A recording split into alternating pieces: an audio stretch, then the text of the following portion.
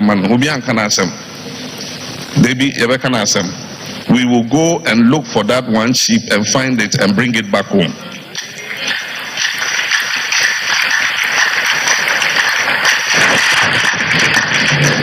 And so it's important that we live as family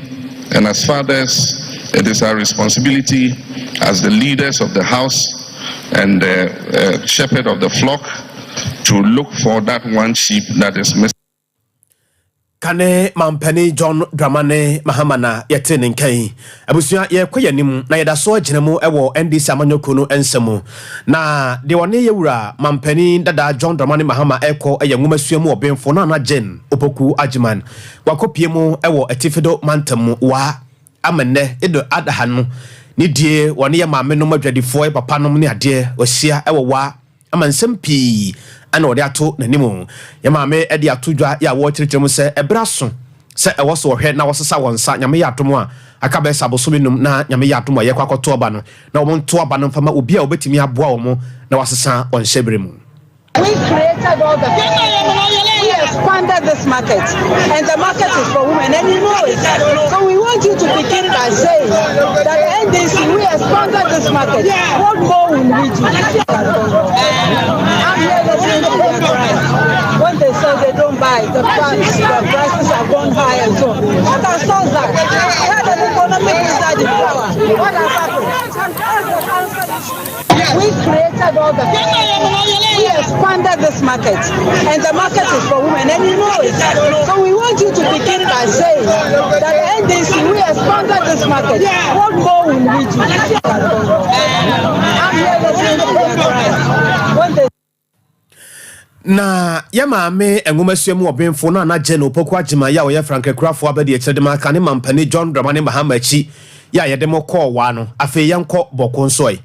yefiri wa ekoboko emutwede enso muntwibia na yewura Hassan ayarega nso na ekasai APC amanyo ekuo no na ono nso so wode atodwa ya na niso ade hu ne botaye ne nsusu ya wode gu Ghana fo animo no akopa hontoma ewo ho ebra okopiem ewo ho no woni ahyankafo adwadifo wona wabie nnwuma ankrankra hodo ne nnwumaku ahodo pi ana edi enkomo wona niso ade hu egu wo manim ya wo kyerkyeremu ekyere mo sanyame ya atom na otie ensamo a APC ekano na oto obandema no no Hassan ayarega ebeye omampani ewo Ghana hase ya obi ada wonda empuntuo ne den obeto mpuntuo apete nnwuma maburu benya adwuma ye mame no akuafo ne ade obi a besere ensam pi ena odigu kwam. Forex bills traded in dollars will not happen. No quotation of goods and services in dollars. I will ban pricing of homes, properties in dollars. I will ban schools charging dollars, restaurant charging in dollars, embassy charges in dollars. I have been to the rest of the world. I just came from the US. And whatever I do there, they take dollars. They don't take Ghana cedis. If I put Ghana cedis on the street, they'll put it in the bin because it has no value. But when we put dollars here, everybody's running for it. Why all forex bills traded in dollars will not happen? No quotation of goods and services in dollars. I will ban pricing of homes, properties in dollars. I will ban schools charging dollars, restaurant charging in dollars, embassy charges in dollars. I have been to the rest of the world. I just came from the US. And whatever I do there, they take dollars. They don't take Ghana cedis. If I put Ghana cedis on the street, they'll put it in the bin because it has no value to them. Ene ya etwaguye APC amanyoko no kofarbai yero Hassan ayarega na yetene nkai yeda so agiramo ewo amanyosem na yenko PNC nso amanyo ekonomoi PNC amanyoko no na omoso abie kwamodi ato se wa opese ohim franka edema PNC amanyoko no kanetiti sika no 1 billion ena wose utua na afrase no de na eye 50,000 kanetiti no 500 million na no enampanifo eko nhyiamu a omoto ato adwe hu se ebraso se wo sika no ode bi eka ho ne scienti waye ne mpimanim ya wode 50,000 aka ho a amana kwaye kanetiti sika no 1 billion monyoko no gusu ya wo kasa papa de se ye wo PNC amanyoko no mkyerɛ sɛ na ye kura na sabio ye se kura no enya mfifi na 1 billion titika no de bo ye kofa ne hene amanyoko ye ho nsam kura no ye nya mboabo ye ho papa bi anwie ka ne twotwofo de ma mo ye wura Bernard Mona ende ensam de odi bia to Japan sika no e wo soro dodo In taking decisions at NEC, my disappointment is that you shift National Delegates Congress to 31st of August. That means that effectively after the National Delegates Congress, you have only 89 days to campaign. And that becomes so Herculean for me, who is going to emerge as the presidential candidate of the People's National Convention. But worse is that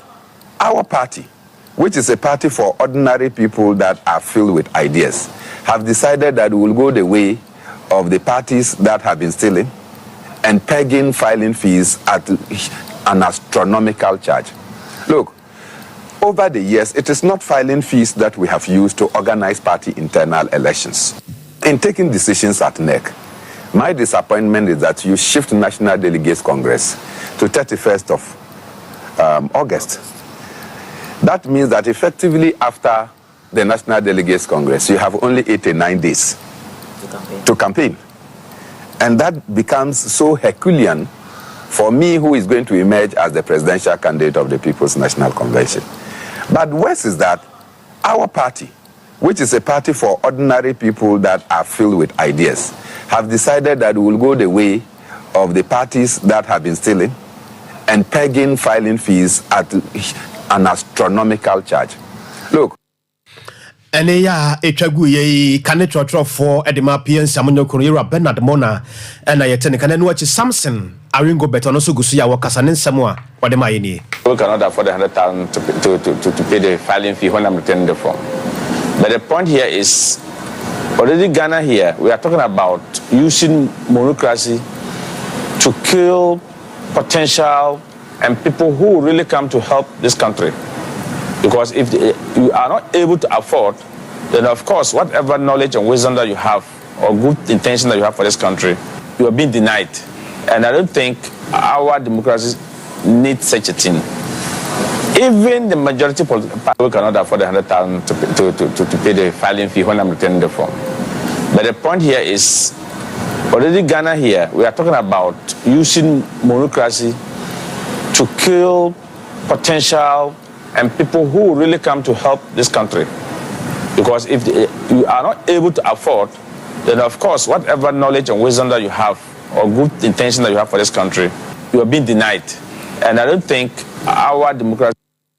Ene ya etwagu ye Samson Aringo bet PNC amonyo kono ono so de mu akotene ye pa anwumra no nsia brem kase na eguso a ya de ema wo Sompa TV so na uguso a ohwe Sompa 93.1 FM ewo Kumase Sompa 93.1 FM ewo Kumase Sompa 90.7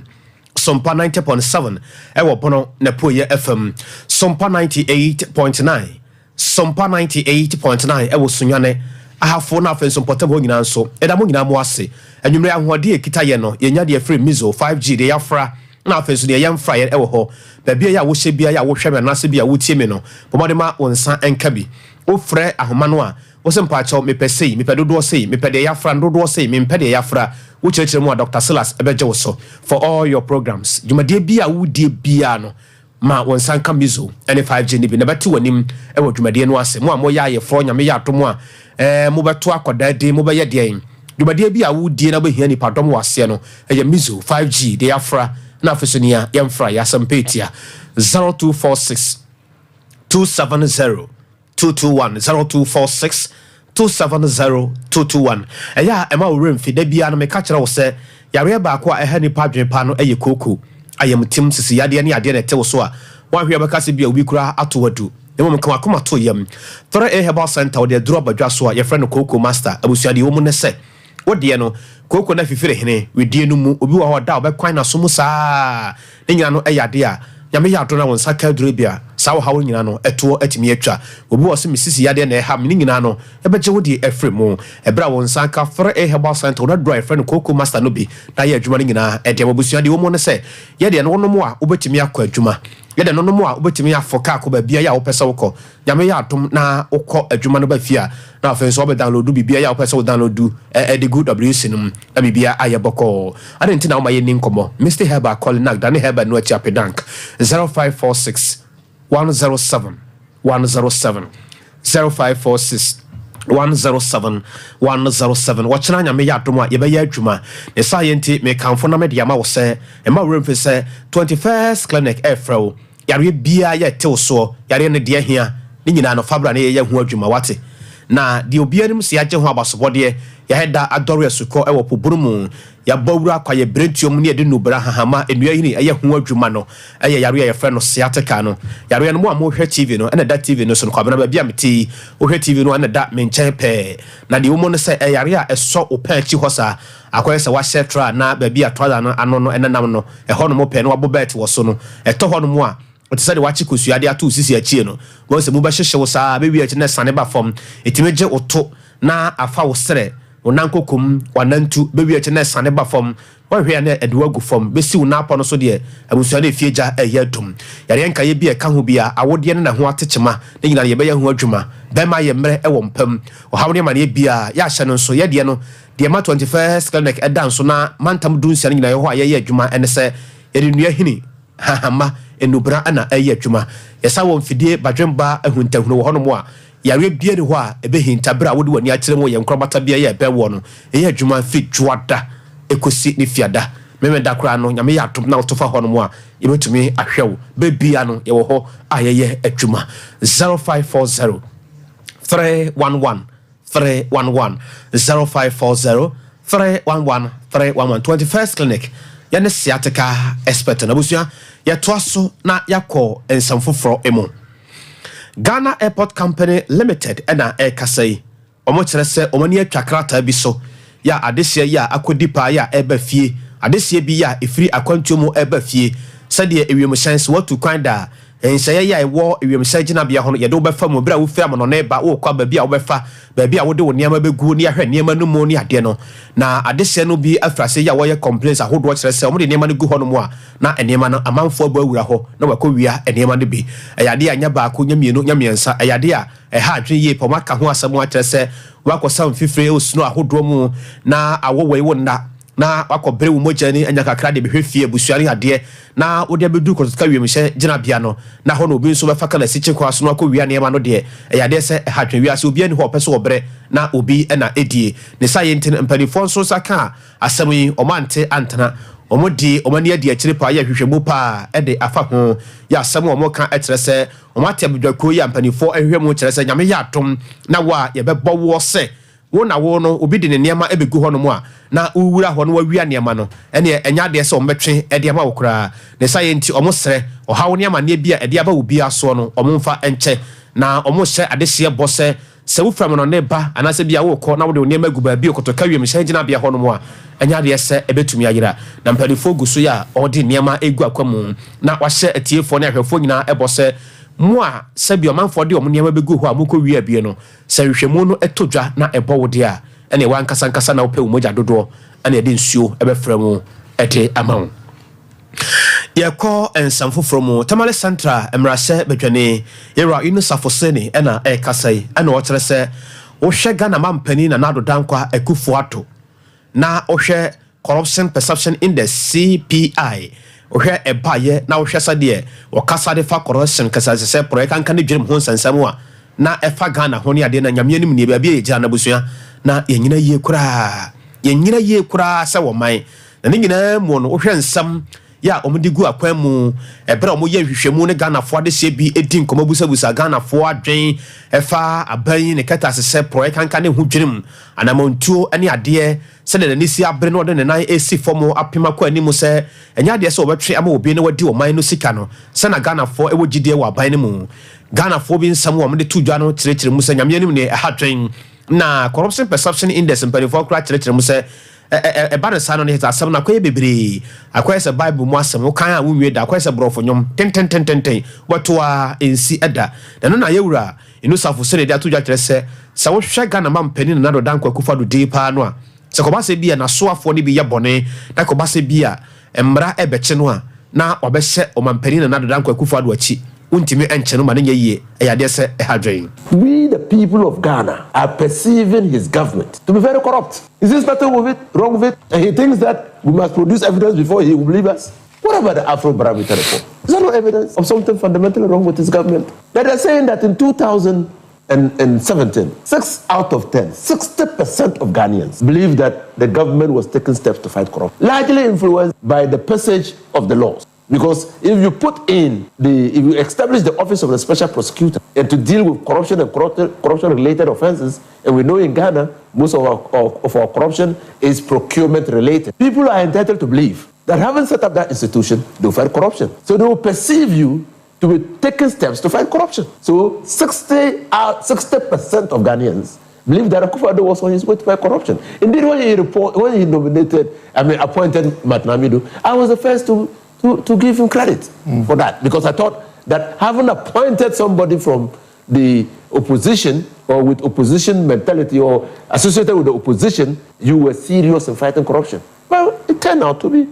false. So just like you look in the mirror and see a reflection of yourself, if you have reasons to doubt what you see in the mirror, then you are doubting yourself or your eyes. We, the people, are reflecting what we see in the Akufo-Addo. And we are not reflecting it out of vacuum. Kennedy Agyapong was the first to bring to the fore, to public notice, that before one sees the president, one has to pay gate fees. It was not us. It was a member of his party. We subsequently heard that investors and businessmen who came to this country to see the president were asked to pay some money. And this allegation was made by an investor, a potential investor. And he named the person who took him to the president or to the presidency, and how he was asked to part with money, saying that an allegation had been made. The least the president could do. Another time,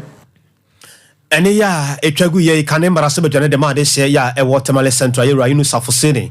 na yete ne kabusua so na ye gina enanwumre na ye de enwumre no nsia brem kase no aba na wie ye Sompa TV so na wo hwe bi etwa edigui sompaonline.com etwa edigui efa honum sompaonline.com edamose mo hwe bi e wo Facebook ani ade no nyame enhira mo papa eno achi Sompa 93.1 FM fa bi e wo kumase Sompa 90.7 FB ewo pono na po FM na Sompa 98.9 FB ewo sunyane kwenya akone abusuafo no FB ewo sunyane na afenso hafo ele ne mpotemu mizo 5G ya hoden no enu achi 21st connect Afro so chanyame ya domo abra na yeni nkomo na emfa wapomude no ensem ye kanfo de ma wo sa 3A Herbal Center Afro se wo de koko master no aba adwaso nyumaku adawroma na nyumrei na nakwabana kese metrasia meden sam no ebreo yana akosua somua ase eno achiama ne bofo pani Kwame Redu ena afenso so no Dr. China ene Brad Kevin ena afenso so no Prince omubo me chedoma anwumrei